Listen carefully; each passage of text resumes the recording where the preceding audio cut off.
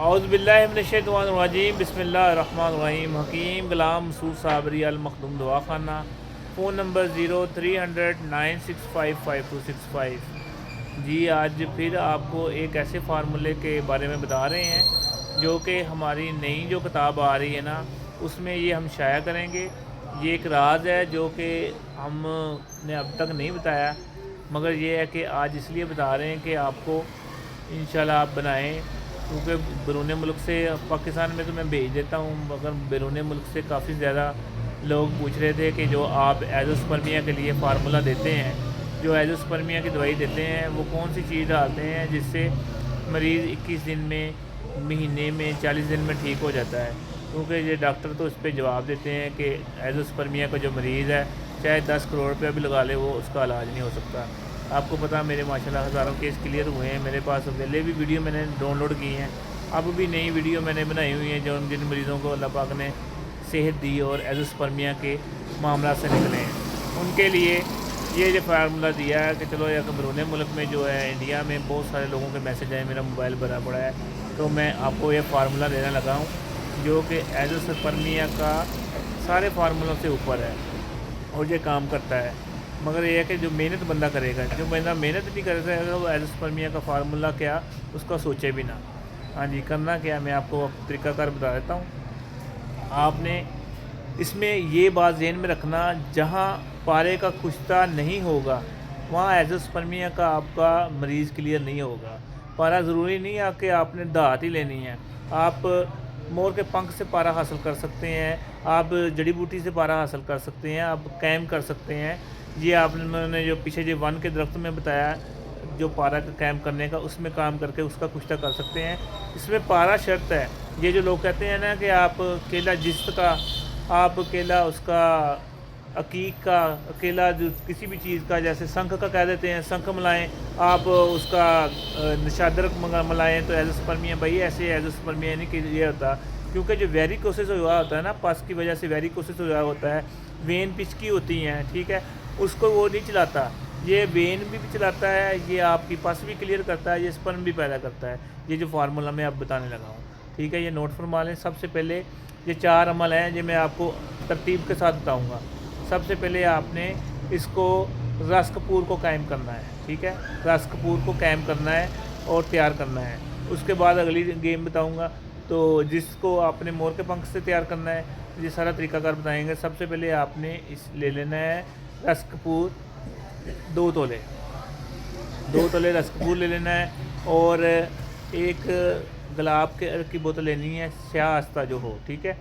उसमें आपने गुलाब के की बोतल में आपने कम से कम 200 ग्राम आपने ये शामिल कर देने हैं रीठे के छिलके पाउडर करके, ठीक है, और इसको आपने मिक्स करते जाना है। उसको आपने रोज़ अच्छी तरह हिलाते जाना, झाग सी बनेगी, ठीक है। बड़ी बोतल में डाल लें या उसे डोल में डाल लें, झाग बनेगी, रोज़ आपने हिलाते जाना है, ठीक है। जब आप हिलाते जाएंगे देखेंगे सारा मिक्स हो गया, आप उसको फिर एक जगह पे छोड़ दें, ठीक है, उसको फिर हिलाना नहीं है। उसका आपने मुकत्तर पानी लेना है, जो मुकत्तर पानी ले लिया आपने, नीचे गैर बैठी उसको छोड़ देना है। मुकत्तर पानी ले लिया आपने, जो लिया है ना रस कपूर, ठीक है, उसके अंदर वो आपने चम्मच चम्मच डाल के उसको खल कर लेना है। चम्मच चम्मच डाल के उसको खल करते जाना है। खल करते जाने से ये होगा कि आपकी वो एक टिक्की बन जाएगी, ठीक है, आपकी एक टिक्की बन जाएगी। टिक्की को खुश्क करना है, उसके बाद उसको आपने सिर्फ़ और सिर्फ 2 किलो ओपलों की आग दे देनी है।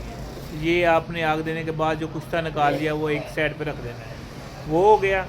दूसरा आपने क्या करना है, दूसरा आपने जिसका कुश्ता करना है।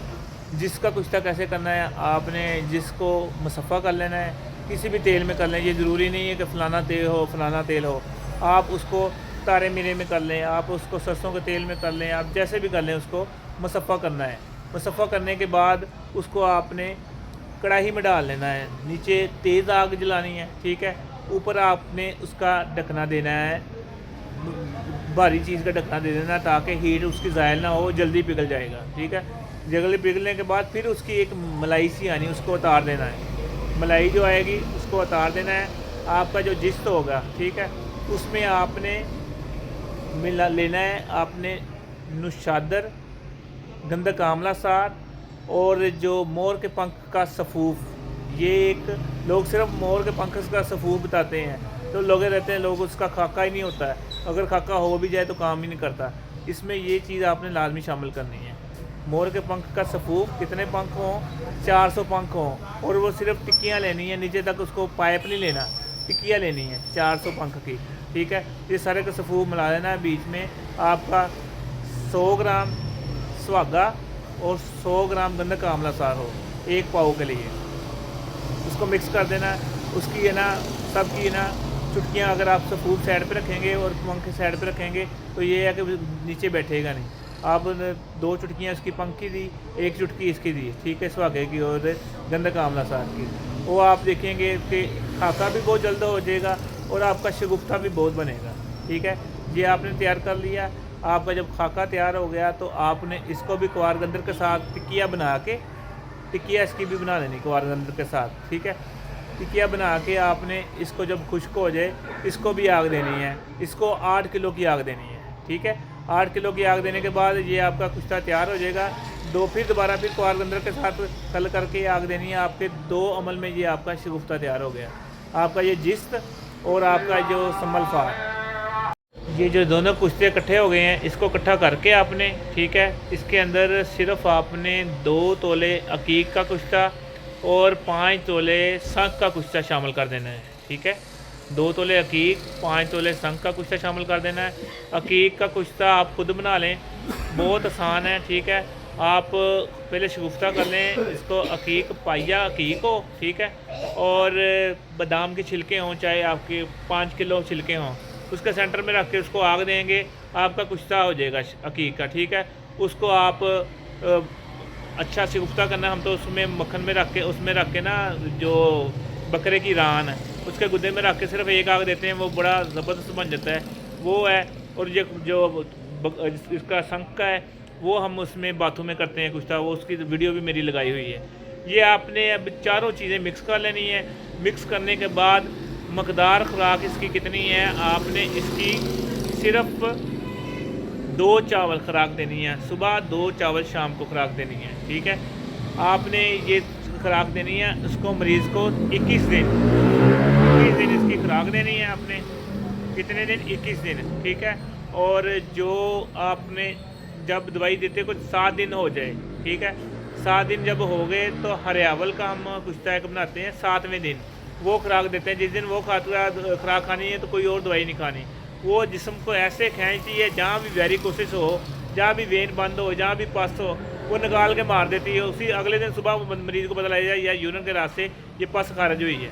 पीली खुराक से वो 4 खुराकें वो देते हैं। और ये जो चीज़ हमने बताई है आपको एज़ोस्पर्मिया का फार्मूला, इसी फार्मूले से माशाल्लाह इतने केस क्लियर हुए मेरे पास। जो सारी की वीडियो भी मौजूद है, हर एक माशाल्लाह उसकी तस्दीकें। और परसों चौथ भी मैंने आपको एक शेयर किया था, जो ना रिपोर्टें शेयर की थी, इसके एज़ोस्पर्मिया निकला है। अल्लाह पाक करम करे, ये आप बनाएं माशाल्लाह। ये मेरा पाकिस्तान में तो इंडिया में दोनों तरफ मौजूद है। बाकी मुल्कों में तो जो बहुत ज़्यादा खर्चा आता है भेजने का, इसलिए मैंने फार्मूला बता दिया कि आप वहाँ बना सकते हैं। और दुबई में तो जाती रहती दवाई है, मगर ये है कि इंशाल्लाह ये वाली दवाई और जो मैंने शुगर वाली बताई है 3 खुराकों से, जिससे शुगर बिल्कुल ख़त्म हो जाती है। और माशाल्लाह तस्दीकें भी आनी शुरू हो गई हैं। और बल्कि मैं वीडियो इसके जो ना अगली वीडियो में ये लगाऊंगा वीडियो जिसकी तस्दीक आई है शुगर वाला मरीज़। बल्कि हकीम, मेरे हकीम था एक, तकरीबन एक की 60 साल उम्र थी और एक की थी 45 साल, जिन्होंने शुगर की दवाई मंगाई पहली खुराक से, वो कहते अब तक माशाल्लाह ठीक है। बाकी ये अल्लाह पाक कर्म करता है एज़ोस्पर्मिया की और ये शुगर की। जिन्होंने पाकिस्तान में, दुबई में और इंडिया में मंगानी उनको तो अवेलेबल हो जाएगी। बाकी मुल्कों में ये है कि वो बना लें इंशाल्लाह ये फार्मूले। बाकी अगर पाकिस्तान में चाहे मेरे साथ वाला बंदा बना ले, इंशाल्लाह ऐसे बनेगा। ना आपसे बने तो मेरे पास मदद पे आ जाए, मैं आपको बता दूंगा कैसे बनना है। दुआ में याद रखना। हकीम गुलाम मसूद साबरी अल मखदूम दवा खाना। Phone number 00923009655265 0300 965 5265। अल्लाह खैर करे। अस्सलामु अलैकुम। हकीम गुलाम मसूद साबरी, समनाबाद, फैसलाबाद।